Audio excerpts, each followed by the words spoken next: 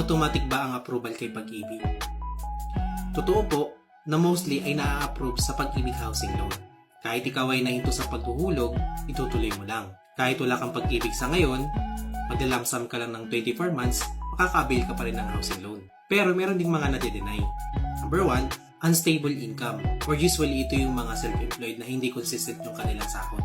Number 2, kulang sa contributions, or over the budget ang piniling bahay. Number 3, blacklisted. Ito yung dating na-approve na ng Pag-ibig pero narimata ang property dahil hindi natuloy na hulugan. Number 4, tinadayang mga requirements or hindi nagko-comply sa mga updated requirements na hinihingi. Dapat siguraduhin registered ang company pinagtatrabahuhan, nagbabayad ng benefits at ng tax kung applicable ito sa sahod mo.